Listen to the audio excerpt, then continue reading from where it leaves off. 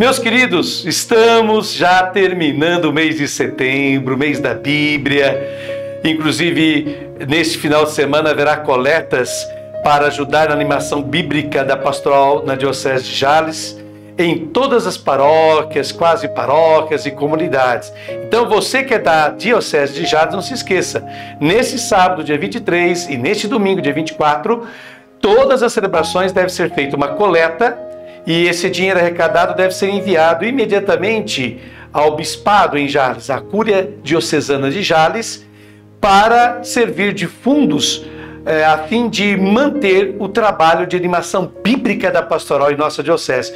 Um trabalho muito bonito que iniciou-se há mais de 3 anos e que já vem produzindo seus frutos, graças a Deus. Então hoje é o 25º domingo do tempo comum e a liturgia da nossa igreja nos propõe para este domingo o Evangelho de Mateus, capítulo 20, de 1 a 16a.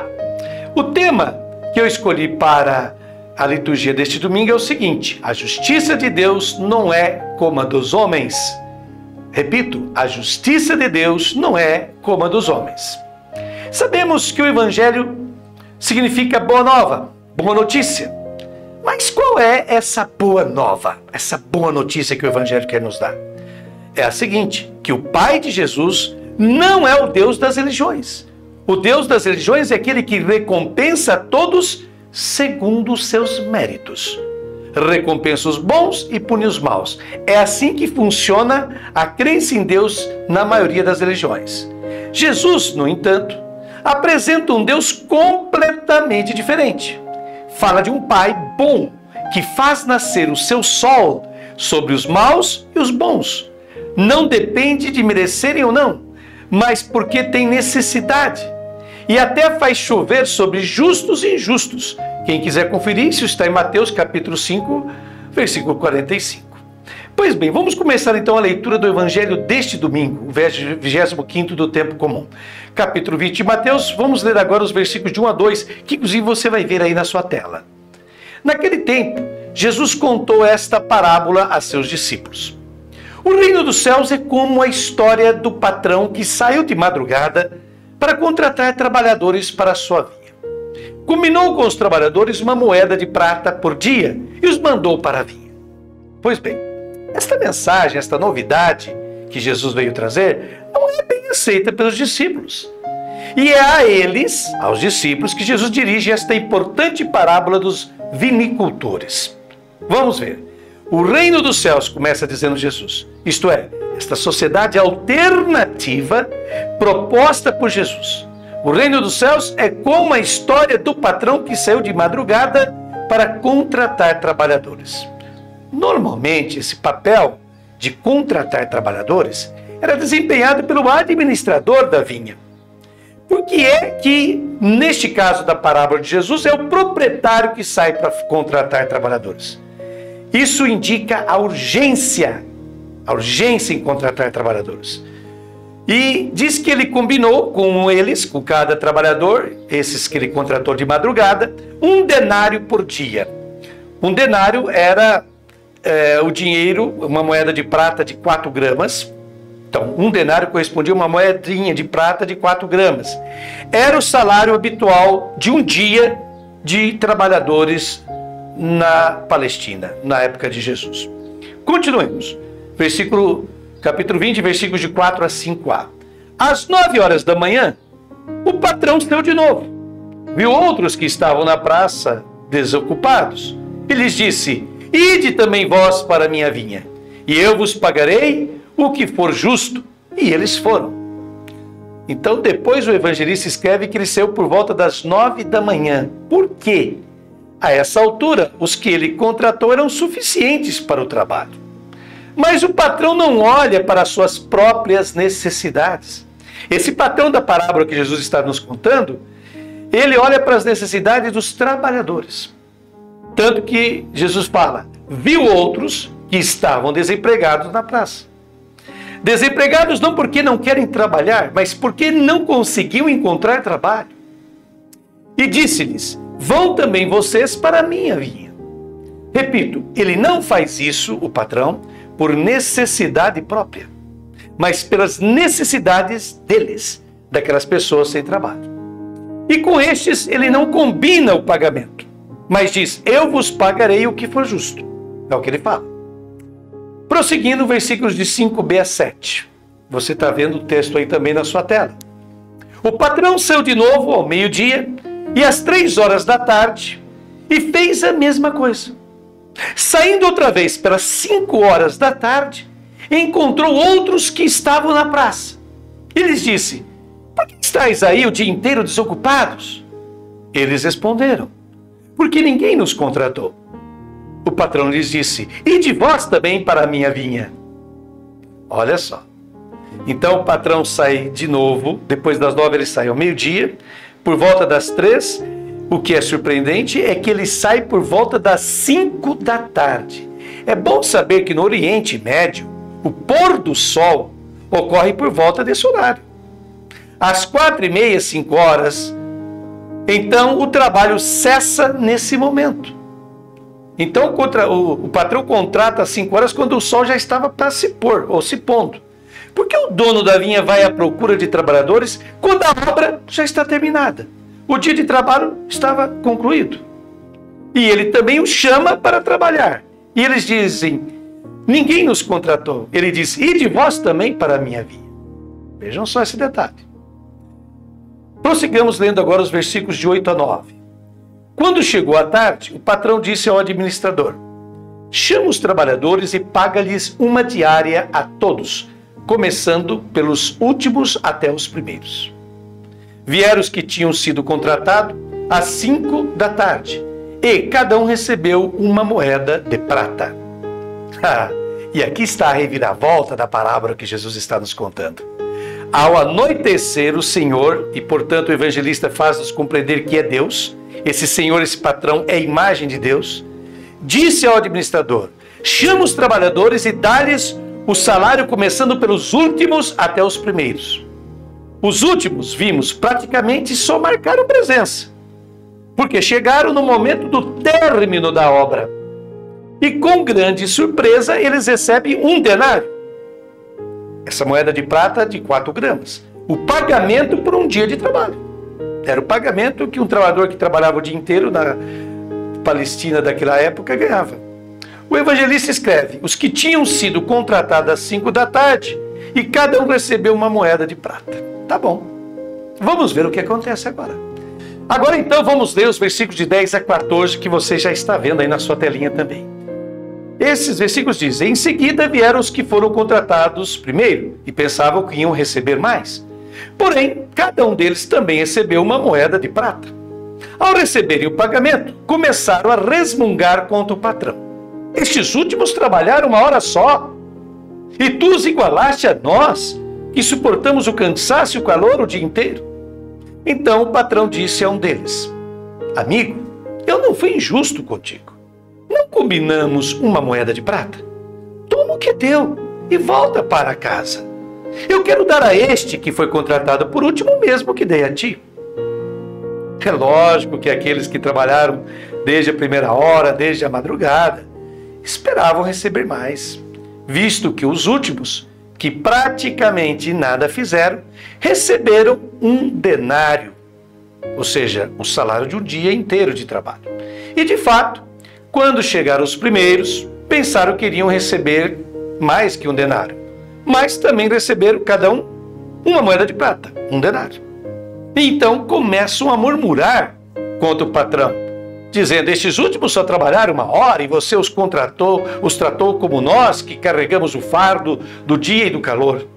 Mas o Senhor responde a um deles, dizendo: amigo, 3 vezes no Evangelho de Mateus, Jesus se dirige a uma pessoa chamando-a de amigo, e nunca em um bom momento. Ele fala, dirige-se a Judas, por exemplo, e a outras 2 pessoas com esse termo, amigo, que sempre são culpadas de alguma coisa. Pode conferir lá em Mateus capítulo 22, 12 e Mateus capítulo 26, 50. E Jesus então fala que o patrão, se dirigindo a esse funcionário, diz: eu não fiz nada de errado com você. Não combinamos 1 denário pelo dia de trabalho? Aqui está o seu. Por que você está reclamando? Bom, Agora vamos aos 2 versículos que concluem o evangelho deste domingo. Os versículos de 15 a 16a, que dizem o seguinte. O patrão continua a falar. Por acaso não tenho o direito de fazer o que quero com aquilo que me pertence? Ou estás com inveja, porque estou sendo bom? Assim os últimos serão os primeiros, e os primeiros serão os últimos. E aqui está a generosidade do patrão, que afirma, por acaso não tenho o direito de fazer o que eu quero com aquilo que me pertence? Ou, diz Jesus da parábola, estás com inveja? O termo invejoso significa ter o olhar mau, o mal olhado. Esse é o invejoso, aquele que olha mal para as pessoas. Isto é, mesquinho, avarento. E Jesus diz que o patrão pergunta, você está sendo invejoso porque eu estou sendo bom? Eis a novidade que Jesus apresenta, exatamente esta. O Pai, ou seja, Deus, não dá segundo os méritos das pessoas, mas segundo as suas necessidades. Esta é a novidade da boa notícia de Jesus. Bom, após essa reflexão do Frei Alberto Madi, eu faço agora as minhas considerações. E começo com uma frase para a gente refletir. No que se refere à retribuição, todos seremos iguais. Os últimos como os primeiros e os primeiros como os últimos. Pois aquele denário é a vida eterna. E na vida eterna todos serão iguais. É uma frase do famoso Santo Agostinho, doutor da igreja. Não é verdade? Bom, o evangelho deste domingo e a primeira leitura bíblica sepultam definitivamente a imagem mesquinha e irreal que nós, seres humanos, costumamos fazer de Deus. Isso mesmo. Infelizmente, a grande maioria dos que se consideram cristãos, ou seja, seguidores de Jesus Cristo, não comungam com Jesus na imagem que ele tentou, com gestos e palavras, nos transmitir de Deus. Como o Frei Madi deixou-nos bem claro, o Deus de Jesus não é o mesmo pregado e ensinado pelas religiões. Ele não é um Deus que quer algo de nós, mas apenas nos quer. Ele nos deseja como seus filhos e filhas, pois o seu amor pela humanidade é infinito e incondicional. Os 2 últimos versículos da primeira leitura bíblica deste domingo são iluminadores sobre isso que estamos falando. Diz esses 2 últimos versículos de Isaías: meus pensamentos não são como os vossos pensamentos, e vossos caminhos não são como os meus caminhos, diz o Senhor.